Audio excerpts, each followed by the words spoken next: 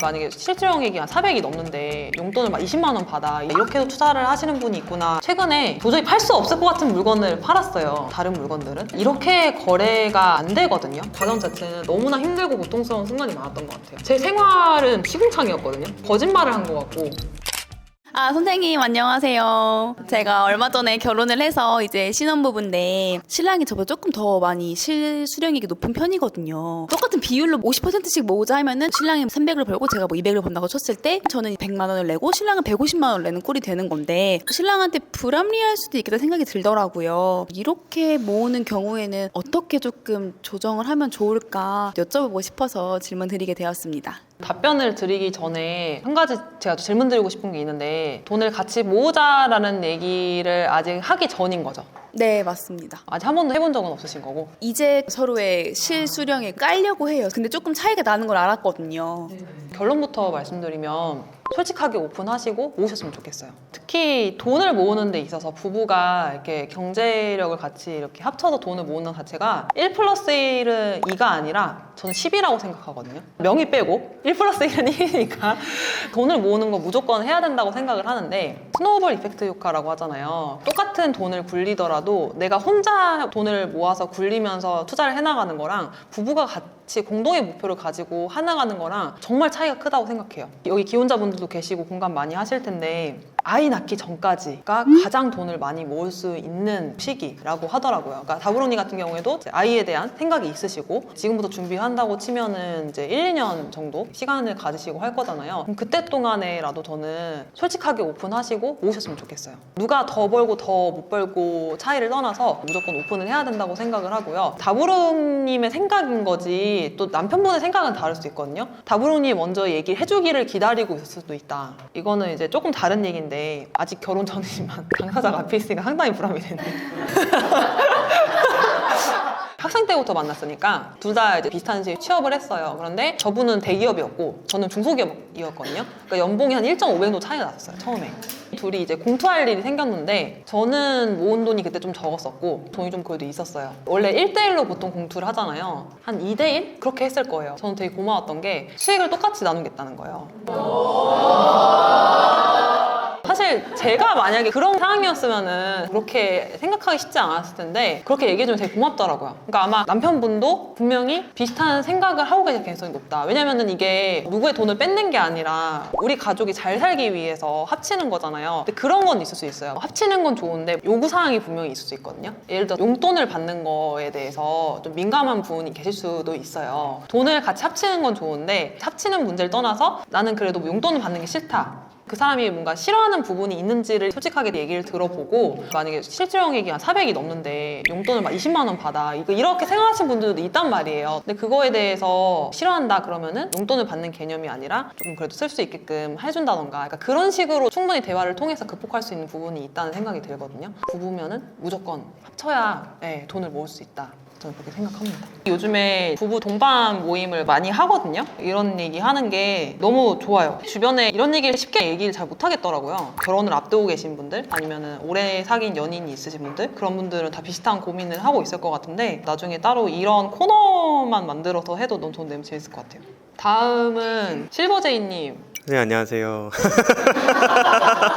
요즘에 선생님 투자에 있어서 어느 정도 그래도 높은 위치에 쓰셨잖아요. 저같이 이제 초보자였을 때 많은 책도 읽으셨을 거고, 어떤 부분에 대해서 감명받고 이제 어떤 투자법을 따라해보기도 하고 그러셨을 거라고 생각을 해요. 어느 정도 위치에 쓰게 되면은 어떤 분한테 영감을 더 받을지, 어떤 투자 가치관을 최근에 좀 영감을 받으신 게 있는지, 만약에 그런 게 없으시고 스스로 만들어낸 그런 투자 가치관을 갖고 있고 그러시다면 과거에 어떠한 경험 때문에 그런 생각들을 하시게 됐을지. 저도 이제 행크 통해서 공부를 시작했으니까 사무장님 비롯한 강사님들이 저의 이제 멘토셨고, 지금은 외부 사람들을 훨씬 더 많이 만나거든요. 그동안 보지 못했던 다양한 투자랑 사업을 하고 계시는 분들을 좀 많이 알게 됐고, 철거 사업 하시는 그 대표님 같은 경우에도 경매를 되게 오랫동안 하셔가지고 좀 이렇게도 투자를 하시는 분이 있구나 라는 걸 좀 알게 됐어요. 아, 투자랑 사업은 이렇게 해야 되는구나 라는 그런 부분에서 좀 감명을 많이 받았어요. 좋았었고 요즘 시장이 하락장이라고 표현을 많이 하는데 시장이라는 건 계속 변하잖아요. 처음에 투자 시작했을 때는 그 전까지 하락장이었다가 이제 반등하는 때 제가 투자를 시작했었고 물론 이제 일시적인 하락장도 있었는데 이번에 제가 이 시장을 겪으면서 느낀 거는 그동안에 제가 가지고 있었던 생각이 다시 한번 확신이 드는 계기가 되었어요. 어떤 물건이든 저렴하게 사면은 어떤 물건은 팔 수 있구나 라는 자신감을 가지게 됐거든요. 최근에 도저히 팔 수 없을 것 같은 물건을 팔았어요. 그래서 제가 더 확신이 좀 들었던 것 같고 또 이번에 모아타운 예정지 투자도 하면서 사실 다른 물건들은 이렇게 거래가 안 되거든요. 우리만 지금 난리가 이렇게 난 거예요. 다른 데는 뭐 막 거래 안 된다, 뭐 역전세 맞아가지고 전세 안 빠진다 그러고 있는데 그런 걸 보면서도 그래도 내가 생각했던 것들이 뭔가 하나씩 이렇게 맞아 떨어지면서 투자 가치관에 대한 또 확신을 심어주는 시장이 되었던 것 같아요. 저도 결국에는 선택과 집중을 좀 해야 되겠다는 생각이 들었거든요. 지금 벌인 일들이 좀 많고 이번 하반기에는 여러분들한테 가르치고 있는 그 모아타운 예정지 투자 이론을 좀 확립시키고 싶다. 더 다양한 사업지들을 분석하면서 결국엔 내 돈을 들여서 투자를 해봐야 이게 어떻게 돌아가는지를 알겠더라고요. 여러분들과 같이 투자하면서 이론화시켜서 푸는 게 저의 역할인 것 같아요. 모아타운은 계속 되는 게 아니라 오세훈 시장이 딱 5년 목표로 보고 있었잖아요. 그래서 재임 기간 동안에 해야 되니까 제 생각엔 조기에 끝날 것 같아요. 이때만 할 수 있는 투자라는 생각이 들어서 올해는 좀 더 이 부분에 집중을 하고 디벨로퍼의 꿈이 옛날부터 계속 있었거든요. 근데 그거에 대한 공부를 했다가 멈췄었는데 내년부터는 다시 시작해서 작은 건물이라도 내 손으로 한 채 일단 지어보는 거를 목표로 하고 있습니다. 마지막 질문이 지금의 모습에 과거의 중요한 생각과 경험의 과정이 있었는지 궁금합니다. 20대에 진짜 경매를 했던 게 저한테는 신의 한 수였던 것 같아요. 그냥 일반 매매만 했으면은 이렇게까지 투자자로서 가치관이라던가 이런 걸 정립하기 쉽지 않았을 것 같은데 물론 힘들었죠. 힘들고 고통스러운 순간이 많았는데 20대 때 남들이 해오지 못한 경험을 이렇게 하면서 저한테 되게 큰 자산이 되더라고요. 제가 최근에 기질 검사를 했는데 감정이 되게 잔잔하대요. 제가 원래 사실 그런 성격이 못 됐거든요. 근데 투자를 하다 보니까 어떤 경험에 뭔가 막 기쁘고 막 슬프고 기분이 좋든 안 좋든 일희일비하지 않고 그냥 계속 그 상태로 평정심을 가지고 유지하는 게 투자를 하면서 많이 도움이 된 것 같아요. 20대 때 경매를 하면서 했던 것들이 지금의 저를 만드는데 되게 많은 도움을 줬던 것 같습니다.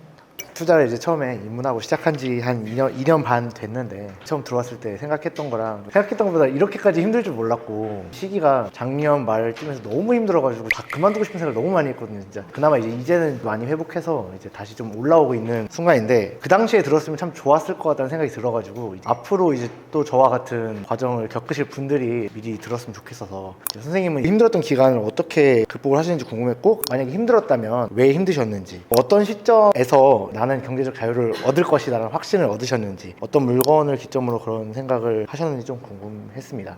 여러분들이 다 공감할 텐데 돈 맡겨 왔을 때가 제일 힘들었어요. 네. 중손님 연차 정도 되면은 이제 열심히 씨앗을 뿌려놨을 거고 열매를 맺어서 수확을 해야 되는 시기인데 시장의 영향으로 인해서 그 시기가 이제 조금 늦어지고 있는 상황이라는 생각이 들거든요. 그게 더 힘들었을 것 같고 저도 종잣돈이 많은 상태에서 투자를 시작했던 게 아니다 보니까 한 번 투자하고 나면은 돈이 똑 떨어져 없고 대출받아서 투자하고 나니까 또 돈이 없고 그런 시기가 되게 이제 반복이 되면서 저도 되게 힘들었었던 것 같아요. 그때마다 힘들수록 주저앉는 게 아니라 내가 돈이 생겼을 때 다음 투자를 할 수 있도록 다른 공부를 통해서 미리 준비를 해놔야 되겠다는 생각이 들어서 계속 공부를 했던 것 같고요. 그때 무렵에 이제 상가 공부를 시작했는데 그게 저한테 되게 잘 맞았어요.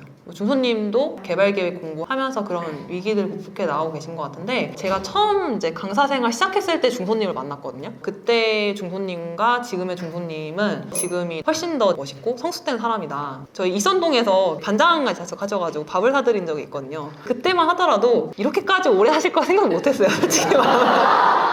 아마 제 인스타 사진 거의 첫 장이 아마 중소님 사진일 거예요. 멋진 투자자로 성장하고 계셔서 감사하다는 얘기를 드리고 싶고 물론 이제 그 과정이 힘들죠. 저도 돌이켜 생각해보면은 수익을 내서 좋았지만은 매 투자를 할 때마다 저는 과정 자체는 너무나 힘들고 고통스러운 순간이 많았던 것 같아요. 한 번쯤은 쉽게 갈 법도 한데 쉽게 처리했던 물건이 거의 없어요. 항상 위기가 있었고 최근에도 뭐 비슷한 위기가 왔었고 힘들지만 위기에 맞닥뜨렸을 때 이렇게 처리해야지라는 문제 해결력은 되게 많이 쌓은 것 같아요. 그 시기가 그렇게 길지 않다는 거. 물론 지금도 저는 투자는 여전히 어렵고 힘든 영역이지만 우리가 같이 이렇게 다 같이 활동하면서 어떻게 하면 어려움을 극복할 수 있는지를 그 데이터를 쌓아 나가고 있는 게 전 중요하다는 생각이 들거든요. 다음 질문이 경제적 자유에 대한 확신을 얻었던 거는 비교적 최근인 것 같아요. 어느 정도 유튜브에 나오기 시작했을 때만 하더라도 저는 직장을 다니고 있었고 그때가 저한테 제일 힘든 시기였어요. 왜냐면 나름 그래도 20대 성공한 투자자로 링크TV에도 출연하고 외부 출연도 했는데 제 생활은 진짜 시궁창이었거든요. 표현을 과격하게 한 걸 수도 있는데 그때 제가 IT 개발자 일을 하고 있다 보니까 지방 출장을 되게 자주 갔었어요. 프로젝트 있다고 하면은 가야 되고 링크TV 나왔을 때가 프로젝트 하러 집에서 세종까지 출퇴근했었어요.